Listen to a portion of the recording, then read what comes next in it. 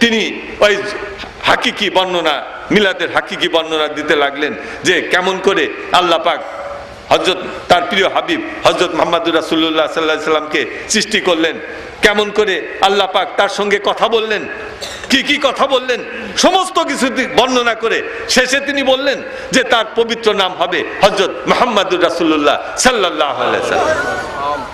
দয়াল নবীজির নাম মুবারক বলার সাথে সাথে মুসা আলাইহিস সালাম যখন ঈসা আলাইহিস সালাম যখন বললেন, তার যে নাম বর্ণনা করার সাথে সাথে সেই নামের যে তাওয়াজ্জুর প্রভাব জনতার ভিতরে ছড়িয়ে পড়ল।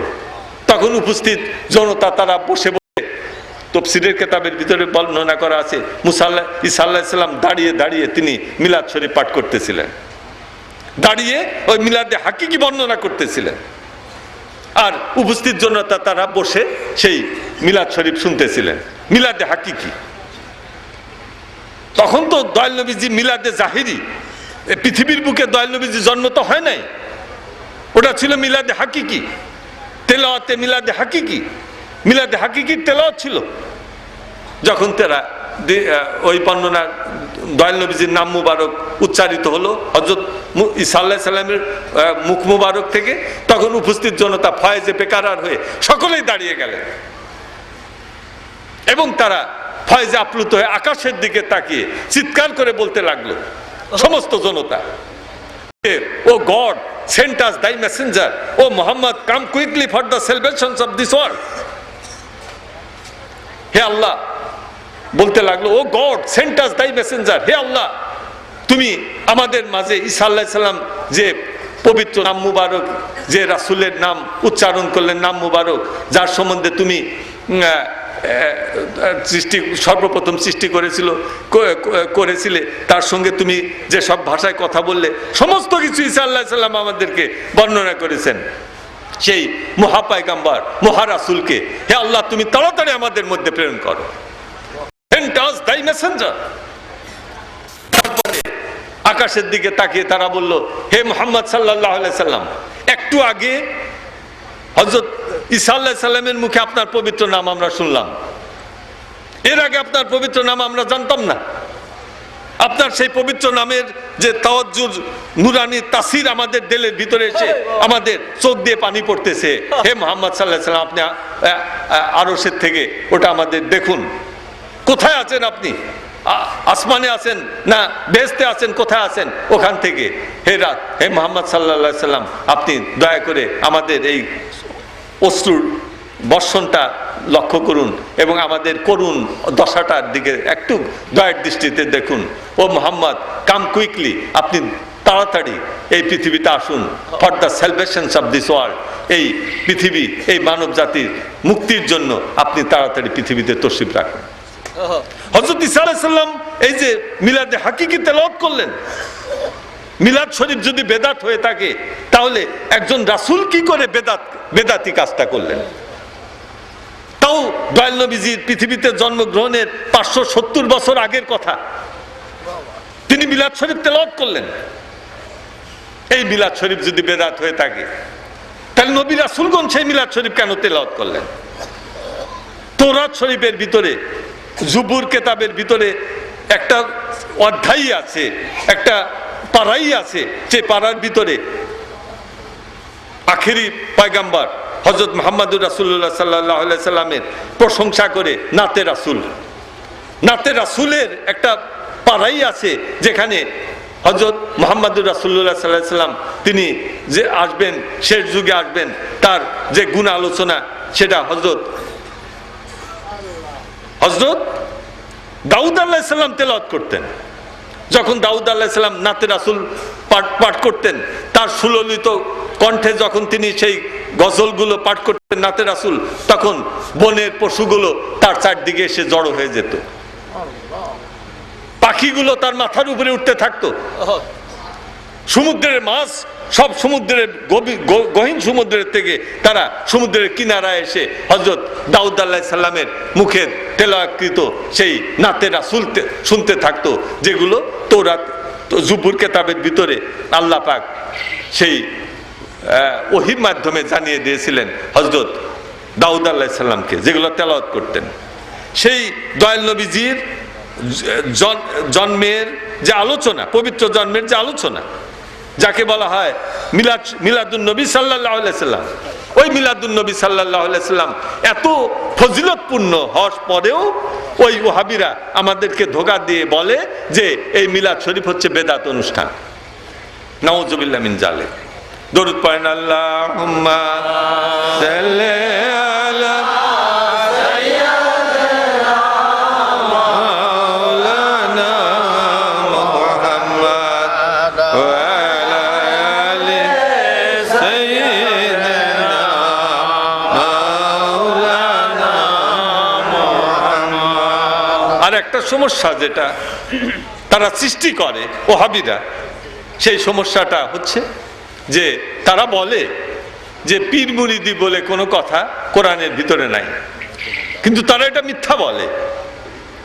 কোরআন সূরা কাহফের ভিতরে আল্লাহ পাক স্পষ্টভাবে ঘোষণা করে দিয়েছেন যে হযরত মুসা আলাইহিস সালামকে আল্লাহ পাক বলেছিলেন যে তুমি খাজা খেজর আলাইহিস সালামের নিকটে যাও, খেজর আলাইহিস সালামের নিকটে গিয়ে ইলমে মারিফাত শিক্ষা করো।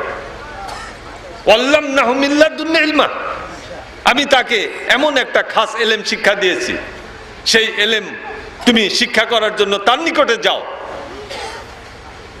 মুসা আলাইহিস সালাম, এটা হাদিস শরীফের ভিতরে উল্লেখ আছে যে মুসান্নাবিউ খাতিবা ফি বানি ইসরাইলা, মুসান্নাবিউ খাতিবা ফি বানি ইসরাইলা ফাসুয়েল আইয়ুন নাসি আলামু ফাকালা আনা আলামু ফাওয়াল্লাহু ইন্নী আবদাম মিন ইবাদি বিমাজমাইল বাহারাইনি হুয়া আলামু মিনকা। মুসা আলাইহিস সালাম বনি ইসরাইলের ভিতরে ভাষণ দান করতেছিলেন, এমন সময় একজন লোক দাঁড়িয়ে বলল যে হুজুর, বর্তমান জামানার সর্বশ্রেষ্ঠ জ্ঞানী কে? তখন মুসা আলাইহিস সালাম বললেন, এটাও বোঝো না? আমি আল্লাহর সঙ্গে কথা বলি।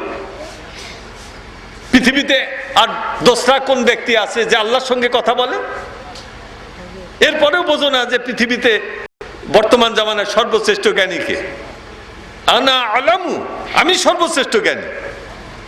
ফাওয়াল্লাহু ইলাইহি ইন্নী আবদাম মিন ইবাদি বিমাজমাইল বাহরাইনি হুয়া আলামু মিনকা। তখন আল্লাহর তরফ থেকে তার উপরে ওহী হলো, হে মুসা, তুমি বর্তমান জামানার সর্বশ্রেষ্ঠ জ্ঞানী নও, তোমার থেকে আরেকজন বড় জ্ঞানী আছেন, তিনি হচ্ছেন হযরত খাজা খেজর আলাইহিস সালাম।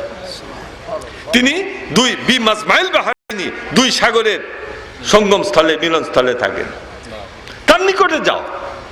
মুসা আলাইহিস সালাম তখন তার নিকটে গমন করার জন্য যাত্রা শুরু করে দিলেন, সাথে তার একজন খাদেমকে নিলেন। খাদেমকে হযরত ঈসা আলাইহিস সালাম, পরবর্তী পর্যায়ে তিনি নবী হয়েছিলেন, তার বিশাল সাম্রাজ্যের সম্রাট হয়ে গিয়েছিলেন, আল্লাহর পয়গম্বরও হয়েছিলেন। মুসা আলাইহিস সালামের সাথে খেদমত করার জন্য আল্লাহ পাক তাকে নবী বানিয়ে দিয়েছিলেন। সেই হযরত ঈসা আলাইহিস সালামও হযরত খাজা খেজর মুসা আলাইহিস সালামের সঙ্গে যাত্রা করেছিলেন।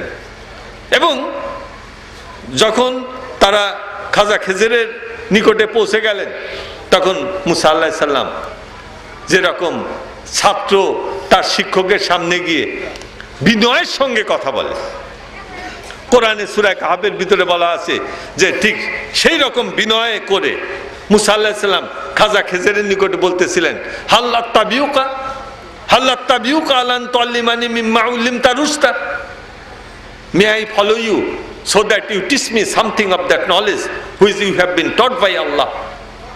আমি কি আপনার অনুসরণ করতে পারি? আমি কি আপনার নিকট মুরিদ হতে পারি? এই শর্তে যে আল্লাহ পাক আপনাকে যে অসীম ইলমে মারিফাত দান করেছেন, সেই অসীম ইলমে মারিফাত থেকে আমাকে সামান্য ইলম শিক্ষা দেবেন, এই শর্তে কি আমি আপনার নিকট মুরিদ হতে পারি? তাহলে যদি পীর মুরিদি নাই থাকবে, তাহলে আল্লাহ পাক কেন মুসা আলাইহিস সালামকে খাজা খেজরের নিকটে পাঠাবেন ইলমে মারিফাত শিক্ষা করার জন্য? ইলমে শরীয়ত বা নুহু সরব এগুলো শিক্ষা করার জন্য যায় না। নুহু সরব বা আরবি সাহিত্য, ব্যাকরণ এগুলো শিক্ষা করার জন্য যান না। কি জন্য যান? তার নিকটে যায় ইলমে মারিফাত হাসিল করার জন্য। যে ইলমে মারিফাত হাসিল করার জন্য মুসা আলাইহিস সালাম খাজা খেজরের নিকটে গিয়েছিলেন, ওই ইলম হাসিল করার জন্য আমাদেরকে জামানা যিনি খেজের তার নিকটে যেতে হবে। এজন্য আমার দয়াল নবীজি বলেছেন যে মান মাতা বেগয়রি ইমামেন ফাকাদ মাতা মাইয়াতান জাহিলাতান। দয়াল নবীজি হাদিস শরীফের ভিতরে বলেন, যে ব্যক্তি জামানার খিজির, জামানার যিনি খিজির, জামানার যিনি ইমাম, মান মাতা বেগয়রি ইমামেন, যে ব্যক্তি মৃত্যুবরণ করবে জামানার খেজেরের নিকটে না গিয়ে, জামানার যিনি খিজির, জামানার যিনি ইমাম, তার নিকটে না গিয়ে মৃত্যুবরণ করবে, ফাকাদ মাতা মাইয়াতান জাহিলাতান, সে যেন জাহেল যুগে আবু জেহেল যেরকম মৃত্যুবরণ করে সেরকম ভাবে মৃত্যুবরণ করলো। সুতরাং আমাদেরকে ইলমে মারিফাত হাসিল করতেই হবে, এর কোনো বিকল্প নাই, এটাকে ফরজ করে দেওয়া হয়েছে। হাদিস শরীফের ভিতরে আমার দয়াল নবীজি বলেছেন যে তলাবুল ইলমে ফারিজাতুন আলা কুল্লি মুসলিমিন ওয়াল মুসলিমাতিন, ইলম শিক্ষা করা প্রত্যেক মুসলমান নর নারী উভয়ের জন্য ফরজ। আর যেহেতু ইলম দুই প্রকার, আল ইলমু ইলমানি ফাইলমু ফিল কালব ফাযালিকা নাফিউন আলমু ফিল লিসান ফাযালিকা হুজ্জাতুল্লাহি আলা ইবনে আদম। আমার নবীজি বলেছেন ইলম দুই প্রকার, আর একটা হচ্ছে কালবি বিদ্যা। কালবি বিদ্যা, কলবের যে বিদ্যা, সেটা হচ্ছে জালিকা নাফিউন, মোস্ট বেনিফিশিয়াল। আমরা সেই ইলমে মারিফাত শিক্ষা করব, কামেল মুকাম্মেল মুর্শিদের নিকটে থেকে ইলমে মারিফাত শিক্ষা করব। এটা কোরআন এবং হাদিসের ভিতরে আল্লাহ পাক এবং দয়াল নবীজি আমাদের জন্য অবধারিত করে দিয়েছেন, ফরজ করে দিয়েছেন। ইলমে মারিফাত আমাদের শিক্ষা করতেই হবে। কোথায় গিয়ে শিক্ষা করবেন এটা আপনার ব্যাপার, আপনার তকদিরের ব্যাপার। আপনি কামেল মুকাম্মেল মুর্শিদের নিকটে গিয়ে যদি বায়াত গ্রহণ করেন, এটা আপনার তকদির। সেই তকদির যদি আপনার থাকে, আপনি সেখানে যাবেন। আর আপনাদের প্রতি আমার এই আহ্বান, এই মুজাদ্দিদের তরিকা আপনারা দাখিল হয়ে যাবেন। হযরত মুজাদ্দিদ আল-ফিসানি রাহমাতুল্লাহ আলাইহি, তিনি আল্লাহর সঙ্গে ইলহামে কথা বলতেন। তার জীবনী গ্রন্থের ভিতরে লেখা আছে, তিনি একবার মোরাকাবার হালতে বসে আছেন, এমন সময় আল্লাহর তরফ থেকে তার উপরে ইলহাম অবতীর্ণ হলো। আল্লাহ বললেন যে গাফারতু লাকা ওয়া লিমান তাওয়াসসালা বিকা বিওয়াসিতাতিন আও গায়রি বিওয়াসিতাতিন ইলা ইয়াউমিল কিয়ামা। আল্লাহ বললেন, হে আমার হাবিব, হে আমার বন্ধু, আপনার প্রতি আমি সন্তুষ্ট হয়ে গেছি। আমি আপনার নিকটে ওয়াদা করলাম, আমি আল্লাহ আপনার নিকটে ওয়াদা করলাম, যারা আপনার হায়াতকালীন সময় আপনার নিকট বায়াত গ্রহণ করবে অথবা আপনাকে ভালোবাসবে আপনার ইন্তেকালের পর, ইলা ইয়াউমিল কিয়ামা, কিয়ামতের আগ দিবস পর্যন্ত যারা আপনার এই নিসবত, নকশবন্দিয়া মুজাদ্দিদের তরিকার নিসবতভুক্ত হয়ে যাবে অথবা আপনাকে ভালোবাসবে, আমি আপনার নিকটে ওয়াদা করলাম যে হাসরের ময়দানে ওই সকল লোক যারা এই মুজাদ্দিদের তরিকা দাখিল হয়ে যাবে, এদের সংখ্যা যদি কোটি কোটিও হয়, এদের ভিতরে যদি বড় বড় গুনাহগারও থাকে, যে গুনার কারণে তাদের জন্য জাহান্নাম অজেব হয়ে যাবে, এরকম গুনাহগারও যদি থাকে, কোটি কোটি যদি গুনাহগার থাকে, তথাপিও আমি তাদের সকলকে আপনার খাতিরে মাফ করে দেব।